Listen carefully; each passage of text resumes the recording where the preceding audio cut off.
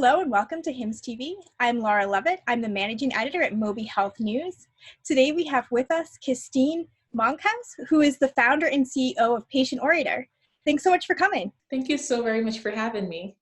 So I'd love to start off if you could tell me a little bit about the organization and a little bit about yourself and your role in founding it. Sure.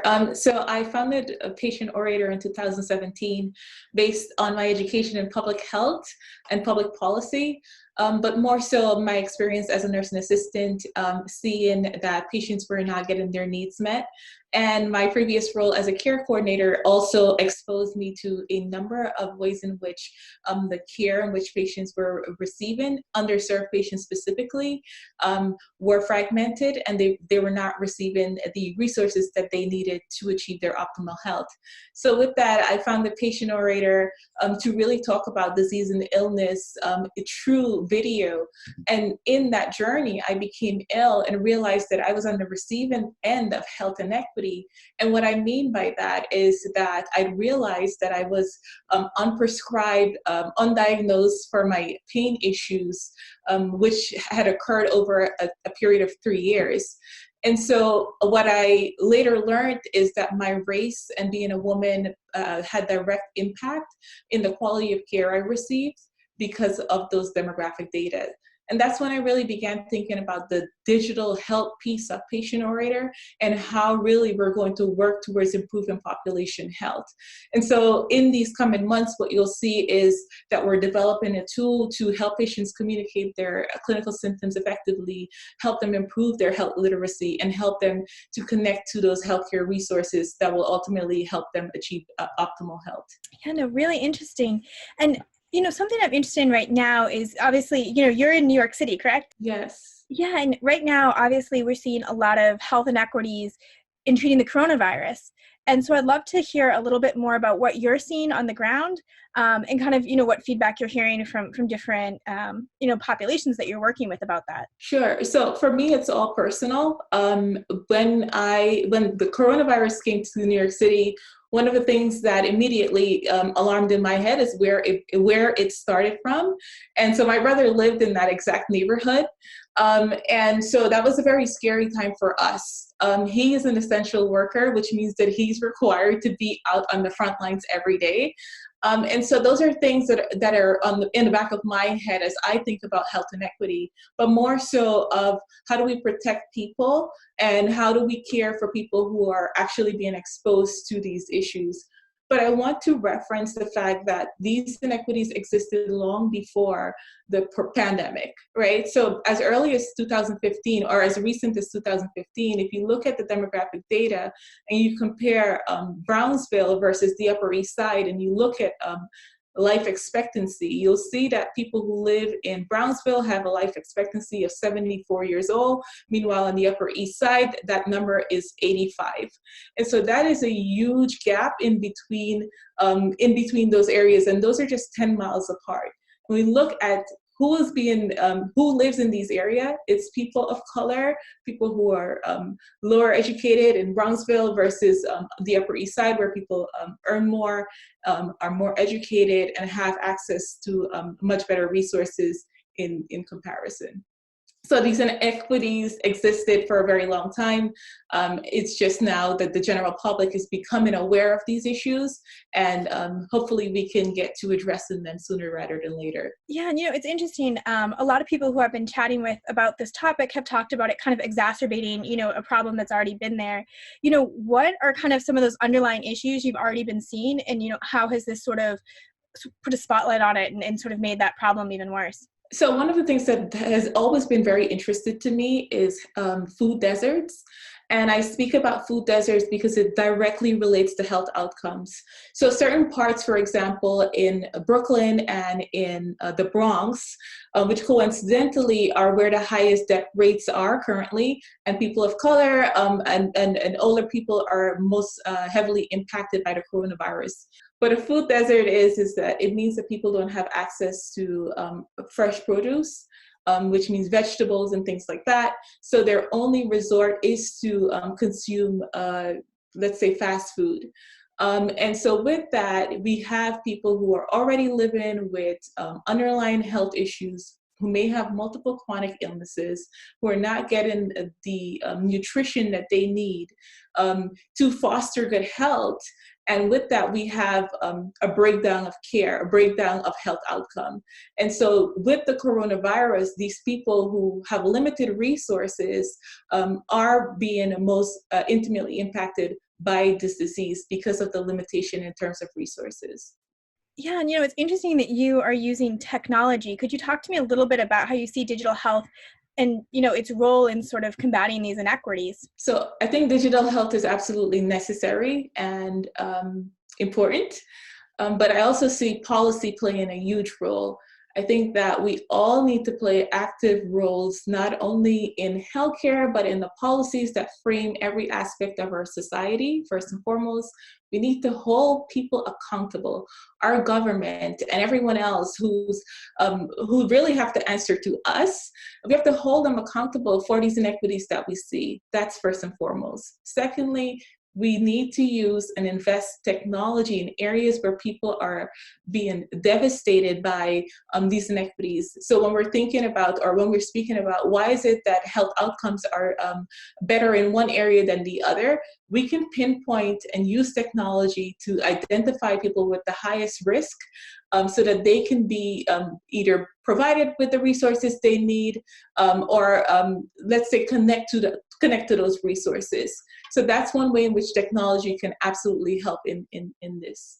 Yeah, and what else has been kind of a hot topic within talking about underserved communities is, specific groups within those communities, like the elderly. What are you seeing in terms of different populations that are particularly at risk right now, across different communities? So one of the interesting groups are people who live in nursing homes. And so just before I came on this call, I looked at what the stats were, and nursing homes are very heavily impacted by coronavirus. And when we look at the death rates, and those are things that are going to unfold even as we're speaking, we're seeing that that playing out. But I think that those are the population that I'm very concerned about. Especially people who may not have the social circle to stand on. Obviously, this is sort of a time that we're living in right now, but how do you think we can use sort of lessons learned right now, or what are some of those lessons we're learning right now to sort of improve care for the future? Some of the ways in which we can improve care is really include the communities, all communities. We need diverse thought leaders. We need diverse policymakers. We need diverse care providers. And we need people who are diverse building tools to address the needs of populations that are chronically underserved throughout history. And so I think if we can start including all people in decision-making, in discussions, in building technology, I think we'll see a huge change in terms of the trajectory of life expectancy and health outcomes in the US. Yeah, that's an interesting topic, kind of including different voices. I mean, how do you think, what are the best ways to sort of go about collecting different voices to actually, match the demographic that people are innovating for? We have to look at meeting people where they're at.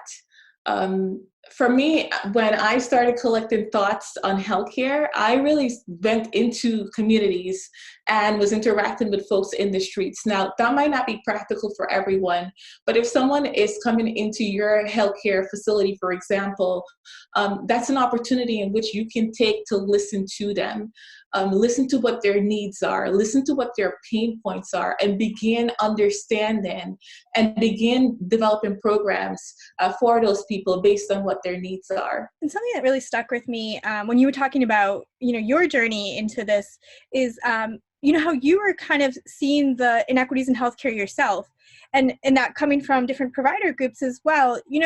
What do you see as kind of the goal in educating providers so that they can, treat more diverse communities, equally?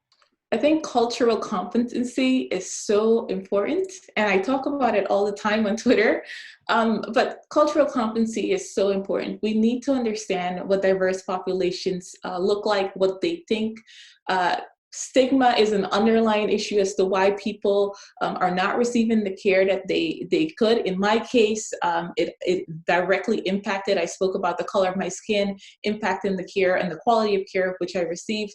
We need to educate providers, people who are on the front lines, to be capable, so that they can be capable of treating patients as people, as humans, more so than just the number or just the color of their skin or their age. So instead of looking at folks and already having some kind of preconceived notion of who they are, taking the time to listen, and that comes back to the administrative level, providing these providers with the resources they need to invest in the training and the education around empathy and around inclusion and diversity.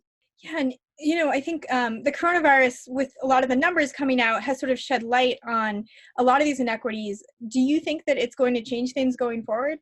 I'm hopeful that the coronavirus will help to change things going forward. One of the things that I love is that the fact that technology in the digital health space has been accelerating at high numbers.